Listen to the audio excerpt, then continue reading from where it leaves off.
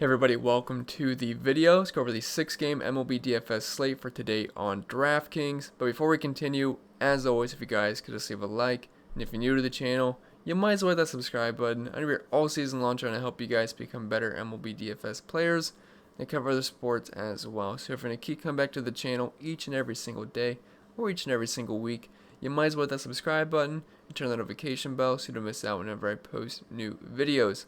And if you don't follow me on social media, ChrisPennell16 over on Twitter, CPen16 over on IG, and if you want to support my content over on Patreon, always much appreciated. We got 300 plus people. You can hop into the Discord chat, come in, hang out, ask me all the questions you want, or I just have all the extra content that I put out with the extra stuff on the spreadsheet, the cheat sheet, the top stacks, and all that fun stuff. So if you're interested, links down below. If not, that's fine. Let's just dive into today's slate. Also, I want to mention the Atlanta Braves. If you guys had the Braves, I really didn't have too much interest in the Braves last night, but if you played them, I'm sure you did very, very well, especially if you had Adam Duvall, another triple-dogger game from him.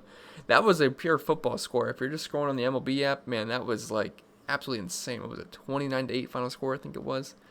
Phenomenal game from the Braves, but I just thought I'd give them a shout out because that was an absolutely insane game where they had like 22 runs in the 5th inning, which is, it's crazy. But anyway, get back into this slate. So I think we have two clear, like, much better than the rest pitching options in Garrett Cole and Sonny Gray. And then you come like 2 steps down to Chris Paddock. Then you take like 4 steps down to Josh Fleming. But if you can get both Sonny Gray and Garrett Cole in the same lineup today, I think that's probably the best way to go. I think they're by far the best pitching options here. And with all the value in the bats today, which we'll get at in a little bit, shouldn't be that hard. But anyway, let's start up top with Garrett Cole. He comes in at 10,300. One of the best pitchers in all of baseball, and he was very, very sharp in his last game versus this exact same Orioles squad where he struck out 10 in 6 innings and had nearly 28 DraftKings points. Now, he got shaky near the end, and he did give up 5 runs, but only 1 was earned because of an error. So fortunately, that kind of saved his fantasy day. But the guy was phenomenal. I want to say he had like 7 strikeouts through the first 9 batters, or maybe 8, but he was just absolutely awesome. He was mowing down every single batter, and he looked good. Now, I'll give the Orioles credit. They've been okay this season. They actually hit very well last night, but, you know, Garrett Cole can certainly overpower any lineup, and he certainly did in his last start versus the Orioles. Pitch count's never an issue for this guy. He's only been below 100 pitches twice, not including the first game because it got rate and shortened, and he's had double-digit strikeouts 3 times, and look, he's just a phenomenal pitcher. It's Garrett Cole, one of the most talented pitchers in baseball. Only 3.2 runs for the Orioles, 8.5 strikeouts over in Vegas. Huge favorite, a 71% chance for the win. Looking at his numbers this season, the home runs have been an issue. There's no denying that. But a 33% K rate, 3.58 xFIP. Look, what I don't like is the 46% fly ball rate, 43% hard contact rate, and the 2.25 home runs per 9 innings. That is not appealing. So you cannot rule out a DJ Stewart homer, which he's been kind of on fire recently. And you can't rule out like a Chance Cisco homer or something like that. So just be prepared for maybe a solo shot going up against Garrett Cole. It's been an issue for him this season. He's always, giving up a little bit to the lefties. But the strikeout upside is there, and he should be totally fine. So he is the ace of the slate, 10,300. And he's certainly someone you're going to probably want to jam in your lineups if you're playing cash games. Then Sonny Gray, 9,600. You could also look at him as an SP1 option, but honestly, I'm kind of viewing him as the SP2 because I'd really like to play both. I don't typically like paying up for 2 pitchers in the slate. I kind of like to stay like below 20,000, but there's some slates I'll give an exception to. And we got plenty of value here with the guys that are viable, like the Marlins and a couple of other teams. So I think spending up for both is totally fine here. And Sonny Gray, 9,600. I wouldn't say he's on the same exact tier as Garrett Cole, but he's also having a very strong season as well. Now, his last start, he did score negative 13 points, gave up 5 hits, 6 runs, didn't even make it out of the first inning. Look, it happens to the best of them, but besides that game, he's been good this year. 30 points, 39, 27, 12 is iffy, 33, 16, 19, and like I said, the negative 13 in his last start. But Sonny Gray is a very talented pitcher, over a 30% K rate this season. And the main thing I'm interested in is that the wind, once again, is blowing in hard in Wrigley Field. We just saw both pitchers last night have phenomenal games, in Yu Darvish and Trevor Bauer. Granted, they are some of the best pitchers in all of baseball, and actually, Yu Darvish gave me a little bit of a scare. He walked 2 batters in the first inning, which is not something he usually typically does. Old Yu Darvish, yes. New Yu Darvish, no. And then he gave up a 3-run homer to Mike Moustakas. I believe that's who it was. And it was looking like it was going to be a rough game for Yu Darvish. Thankfully, he settled down and struck out, I think, 9 or 10. So he had a fine game. Trevor Bauer had a fine game. But I like the spot here for Sonny Gray. Looking at his numbers this season, He's got a 3.14 xFIP, which is very good, actually better than Garrett Cole, a 32% carry, which is almost right on par with Garrett Cole. Walks have been a little bit up, but he's not really giving up much fly balls or home runs whatsoever, only 0.64 home runs per 9 innings, a 25% fly ball rate, and the Cubs are striking out a ton versus right-handed pitching this season, a near 28% K rate. Yeah, they got some power, but look, I like the strikeout upside here in Sonny Gray. Not someone that typically gives up much power in the slightest, and you also have the wind blowing in around 10 to 15 miles per hour, which is going to kill all the fly balls anyway. So Sonny Gray, I think he's a phenomenal option at SP2 today, honestly, or SP1, but I think I'm really trying to get that Cole and Gray combo. And actually, he actually faced the Cubs earlier in the season in his second start, and he scored 39 points where he struck out 11. So he's also done well versus them this season. So Sonny Gray, like him quite a bit, paired with Garrett Cole. And then stepping down to the pedestal to Chris Paddack, like I would say Garrett Cole, Sonny Gray are tier 1 pitchers, and then I guess you could make Chris Paddack a tier 2, but he just feels quite a few steps down from the top 2 guys, but he's okay here at 8,300. He's not like a guy that I expect to just mow down this lineup. Only 5.5 strikeouts over in Vegas, but I don't think he's going to get you like blown up or anything and kill your day. I think he's just going to be like going to be an average start for him. He did face the Giants earlier in the season on July 29th. Scored 15 fantasy points, and he's kind of had an up and down season for the most part. I mean, he's kind of been in this mid-teens for quite a few games. He did have 30 points in Coors Field recently, which is very impressive. Struck out 8 in Coors, which is definitely hard to do. Kind of struggled in his last start versus Oakland, where he only had 9.1 fantasy points, but for the most part this season, he's been fine, and he's a fine pitcher. A 3.69 xFIP, a 24% K rate, only a 5% walk rate. Is giving up quite a bit of hard contact at 43%, but so is Garrett Cole. He doesn't have that strikeout upside that Garrett Cole does, but he's still okay here. Now the matchup versus the Giants, I don't love it. They got some good lefties in that lineup, like Mike Yastrzemski, Alex Dickerson, Brandon Belt, and a couple of other guys, but I mean, they don't have a ton of power versus righties this season. Only 154 ISO, 310 WOBA, 97 WRC+, 7% walk rate. So he's okay. Chris Paddack's fine, 8,300. But again, I do like that double spend up. But if you do want to go Cole Fleming and you want to get up bats, I don't mind that either. He's only 5,900 to get the good matchup here versus Boston, who just really isn't that great of a team these days. Yeah, you got some guys that can hit lefties well, like Xander Bogaerts and JD Martinez. No longer they have Kevin Pillar, so it's also a boost. You also got someone like Chavez, which, yeah, does he really scare you? Not really for me. He does have some decent pop versus lefties, but nothing to really scare me off too much. I just like the price tag at 5,900. This is also a very nice pitcher's park in Tampa Bay as well. And the Red Sox only have a team total of 3.71 on this slate. Andy has a 66% chance for the win, meaning he's a pretty heavy favorite over in Vegas. Now, he does not have many starts this season. I believe it's only 3 if I can pull him up on Draftkings. Yeah, he's made 3 starts this season, but he's gone decently deep in each one. He's thrown over 70 pitches, and he's gone at least 5 innings in each outing. So he's been efficient with that, at least. He only has 2 walks and how many innings? Like about 15 innings. So I think he's going to be okay here. He's the second cheapest pitcher on DraftKings, and on the season, 3.91 xFIP, only an 18% carry, but a 3% walk rate, getting a lot of ground balls, and only a 29% hard contact rate. So if you don't like the double spend up option in Cole and Gray, I don't mind going with a Cole and Fleming or a Gray and Fleming, and then you can spend up for some more bats, which I'm not like loving a lot of these expensive bats today, so I really don't think it's a necessity. But if you happen to want to stack up Dodgers who are expensive, you could go with Josh Fleming at SP2, and I wouldn't mind that at all. So I think that's pretty much it for the pitching. I mean, it's kind of just like Garrett Cole and Sonny Gray and everybody else for the most part, but I do like those guys as cheaper options. So we'll move on to the bats now at catcher.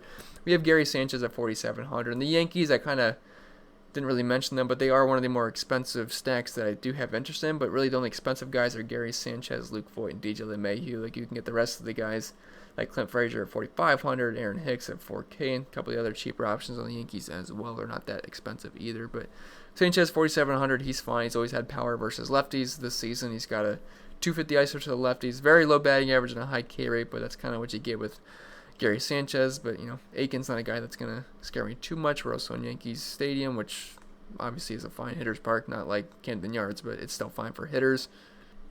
And now I don't want to throw Aiken under the bus here. He's not been bad in his first couple of starts. Like, he scored 18 points versus the Blue Jays, and then actually versus this same exact Yankees team, he did score 23 fantasy points. So I'm not going to call him a complete scrub here, but Vegas is going to side with the Yankees, and I will as well. They do have a team total over 5, and there's just not that many great offenses on this slate, to be honest. I like the Yankees. I like the Rays. I mean, the Dodgers are always playable, but they don't have the greatest matchup in the world versus Madison Bumgarner. Now, he's not the same Madison Bumgarner he was quite a few years ago, but I mean, even then, they're worse versus lefties than they are versus righties. I do like the Marlins, and they're pretty cheap, so I really don't think you have to spend too much on this slate. There's a couple of good spend-up options, but I do like the Yankees, 4,700. Gary Sanchez is fine. Kevin Smith, 2,900, just a cheap righty here versus Mike Kickham, which pretty much every pitcher Boston throws out tends to just usually not have a great night. Their pitching staff is absolutely horrendous. I mean, their ace is Martin Perez, which that's never good. So definitely like the Rays here. They have one of the higher team totals on the slate. I actually think of all the guys I have on here, they do have the highest team total. Now, there's a couple of teams that don't have totals yet, including the Padres and the Dodgers, which they could obviously surpass 5.29, but I am liking the Rays here. Not a great park for hitting, but Mike Hickam just not a very good pitcher. If I can see if I have any splits on him so far this season. I don't really have much numbers whatsoever, so I'm not going to even bother doing that. But like the lefties, I like the righties, but I will prefer the righties. And Kevin Smith, he's fine. Again, we do not have much numbers here on Kevin Smith this season, but he is sporting a 1,000 on base percentage and a 364 WRC plus in a very, very small sample size, so I wouldn't even look into it, but he's a fine option.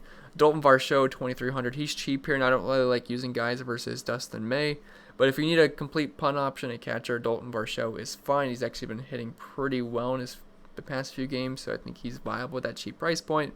But for catcher, I typically just throw in whoever fits at the end of my lineup because it's not usually an important position unless you're kind of spending it for Sanchez or GT Realmuto in stacks. Then dropping down to first base, a more fun position, we have Luke Voit at 5,200, who is crushing left-handed pitching so far this season, and I don't see why they can't continue here. Now, like I said, Aiken has been fine in his first two starts, but I'm going to give the advantage to the Yankees. He's got a 430 ISO to lefties this year, 607 slugging, pretty low batting average, but the power has certainly been there. So, punched the desk. But 5,200, I know he's super expensive, but if you're stacking Yankees, you can't leave off Luke Voit for how good he's been versus lefties. And then we got two cheaper options here in Brandon Belt and Jesus Aguilar. We'll talk about Brandon Belt first, 3,300. So Chris Paddock, he's a fine pitcher, but if anything, he will struggle a bit with the lefties. And your 200 ISO to lefties over a 330 WOBA, and the strikeout rate goes from 29% to righties to 19% to the lefties. So if you're going to use anybody versus him, which I'm not really looking to do so, but if you are, Brandon Belt's pretty cheap at 3,300, and he's been crushing righties this season with a near 200 WRC plus, well over a 300 ISO, well over a 400 WOBA, and just really, really good numbers all around. So Brandon Belt certainly viable at 3,300. But I wouldn't say I'm in love with the Giants team today as a whole.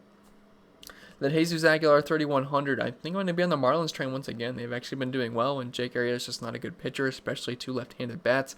Now, in his last start, he actually did well, but the guy just does not have swing and miss stuff these days. And yeah, he had a fine game with 8 strikeouts. I believe that's what it was, 8 strikeouts in his last game. But I just can't expect that from Jake Arrieta moving forward. He's always been a guy, I mean, back in the day, he was very good in the Cubs. Like, I remember watching a no-hit bid on him when I think I was in high school or something like that. But, he used to be fine, but these days he just kind of sucks for the most part. Only a 15% K rate. If you're looking at a swinging strike rate, that's also one of the lowest in the leagues the past 2 seasons. Over a 200 ISO to lefties and over a 340 WOBA. So I like either side of the plate here. I know Jesus Aguilar is a righty. That's actually better versus lefties over the course of his career. But this season, over a 200 ISO to righties, under 300 batting average, over a 500 slugging. So Aguilar at 3,100, he's a fine option here. I definitely like the Marlins on this slate. You're going to see quite a few Marlins here, which never feels great. But if you want to double spend up a pitcher, just stack with the Marlins, and you can afford some other spend up bats on your lineup. And then going down to second base is also eligible at third. And every single second baseman I have on here is eligible at a different position. But second base is usually pretty weak, but DJ LeMahieu at 5,600 is a fine option here. He's been fantastic versus lefties this season in terms of contact, not a ton of power, but 316 batting average and a very, very low K rate. So LeMahieu, he's fine. He's just super expensive, but I would view the Yankees as one of the better stacks on the slate. Then after that, I would really just probably punt with Jazz here. I'm not sure how to say his last name. I want to say Chisholm. He's the bare minimum at 2,000. I think he'd be a very popular choice if you're not spending it for LeMahieu. He's also eligible at shortstop as well, which guys that have dual position eligibility always get their ownership bumped up a little bit. But before I skip Kike's fine, 3,500 going up against the lefty here. Now I think I have a name error here because it's not pulling up any stats versus lefties. Okay, I fixed it. It was a pulling error. It had Enrique Hernandez. Some places use different names for Kike. It's either Kike or Enrique. But anyway, he's fine as a punt option here, and the Dodgers look I don't really love the Dodgers on this slate. They're much better versus righties than they are versus lefties, but Kike is a cheap righty here versus Madison Bumgarner. He's got a little bit of pop versus lefties. I mean, the past 2 seasons, he's actually not been that great versus left-handed pitching, but he's okay. And if you're going to use anybody versus Bumgarner, you want the righties this season over a 450 WOBA and your 200 ISO and less than a 10% K rate. 38% to the lefties, but less than 10% to the righties. So definitely want right-handed bats here versus Madison Bumgarner, and Kike's fine.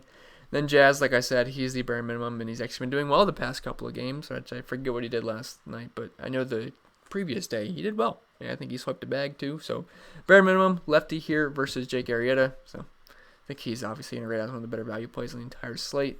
Dropping down to third, we have Manny Machado, 5,700, going up against the lefty, and Drew Smyly. Now, I guess he's not completely confirmed that he's pitching, but it was said that he was going to return either Wednesday, which was today, which obviously didn't happen, or Thursday, which is now today. So I'm assuming he's the pitcher here, and he's a lefty, and Manny Machado crushes left-handed pitching. Now, I can't assume he's going to go too deep into the game here, but the Padres just have a nasty offense, and they can pretty much hit off of anybody. No team total out yet, but looking at his numbers this season, over a 360 batting average to lefties, only a 14% K rate, and a near 300 ISO. And his numbers last season were just godlike versus lefties. So definitely like Machado here at 5,700. Because look, we're gonna have a lot of value in this slate. So you can make not a focal point, but yeah, I guess you could. You can make one of these expensive Padres bats like the Tatis or Machado a focal point of your lineup, and I'd have no issue with that. Mike Brosseau here at 4,700, going against the lefty and Mike Kickham. He's been great versus left-handed pitching this season with a 471 ISO, an 824 slugging, and a 353 batting average. So yeah, he's a fine option here, and Kickham's just not a very good pitcher. And they'll probably get to him soon enough. And then whoever they throw out in the bullpen, doesn't matter to me. Should be bombs away for the Tampa Bay Rays. Just don't like the ballpark too much. Then Bobby Dalbec, I apologize, but he's been kind of on fire the past few games. If I'm looking at his game log, which I have to look up on Draftkings, but he's been doing well. I can promise you that. And at 3,200, he's interesting here, going up against the lefty and Josh Fleming. Now, look, I kind of have more interest in Fleming than I do in the Red Sox, but at that price point, I think he's fine. I don't really have any numbers on him because he's barely played, but I like the righty and lefty matchup here, so I think Dalbec is fine if you're not using Fleming, because if you're using Fleming, I wouldn't really recommend using Dalbec against him. Dropping down to shortstop, we have the Tatis, 6,000. I mean, he was just murdering lefties last season. So far this season, he's actually been a bit better versus the righties, but still elite numbers versus lefties. About a 300 ISO, 135 WRC plus, 37% flat ball rate. Always like getting guys that can get the ball in the air. And Tatis, I mean, he's just one of the most exciting players in baseball, so he is certainly viable here versus the lefty Drew Smyly. And then Gleyber Torres, 4,900 if you're stacking up the Yankees. I think he's a fine option. Should be hitting near the middle of the order. And he's got 200 ISO to lefties this season. Only a 200 batting average, but only a 13% K rate. And look, I like the Yankees on the slate despite their struggles last time versus Aiken. And really just for some portions of the season, they do struggle quite a bit. Now, they'll have their blow-up games, which hoping it's going to be a blow-up game because I do have some interest in the Yankees. But he's fine at 4,900. Just a little bit expensive, though. That Didi Gregorius, 3,900. I haven't really mentioned any Phillies bats for the most part. I just don't love using bats in Miami for the most part. Now, I like Miami bats because they're just not expensive. They're super cheap. But the Phillies, for the most part, are a little expensive. Like Real Muto, I forget what his price tag is. Then you have Bryce Harper, who's expensive, and a couple of other guys. But Didi at only 3,900. He's fine. He's not really striking out in the slightest versus right-handed pitching this season. Only a 7% K rate. Now, the numbers, 128 ISO is not that appealing. Neither is a 280 on base percentage, but a 300 batting average, and he's okay. Alcantara's got over a 500 WOBA, 2 lefties this year, so kind of whatever spot for Didi Gregorius. I think he's fine. Just don't love the ballpark. And then Willie Dames, I never know how to say this guy's last name, but one of those is probably right. But 3,800, he's fine. He's been good versus lefties this season. I do like the Rays stack on this slate. 364 batting average to lefties, 189 WRC plus, 576 slugging, and over a 200 ISO. So Adames, whatever you prefer, is a good play on this slate. Then dropping down to the outfield at Bryce Harper, 5,200. Like I said, I like lefties versus Alcantara. Now, Harper's actually been a lot better versus lefties than he has versus righties this season, but he's still a fine play here if you're stacking up the Phillies. I mean, he's their best bat, so you can't leave him out of your stacks. Clint Frazier, 4,500. Not cheap, but more of a mid-range play on the Yankees stack on this slate. And he's going to be batting cleanup, and he's been okay this season. Looking at his numbers, he's actually been better versus the righties, but versus lefties, it's not that great. Less than a 200 batting average, less than a 200 ISO, but I do like all the Yankees on the slate, and he's certainly viable in your Yankee stacks. Will Myers, 4,100. He is murdering left-handed pitching this season. He just went double dong a couple of nights ago. Then I think he homered last night as well. So he's coming in on fire. And looking at his numbers versus lefties this season, as long as it is Drew Smyly pitching the lefty, he should be viewed as one of the better plays on the slate. Because look, over a 400 ISO to lefties, 814 slugging, 395 batting average. And I assume these numbers have gone up the past couple of days. I will have to update that. But yeah, Will Myers has just been crushing lefties, and I think he's a fine option. Aaron Hicks, 4,000. He's been better versus righties. And going up against a lefty, I mean, he's not going to grade out as well, but he's going to be hitting near the top of the order, and he's pretty cheap. And I do like the Yankees on this slate, so Aaron Hicks is fine.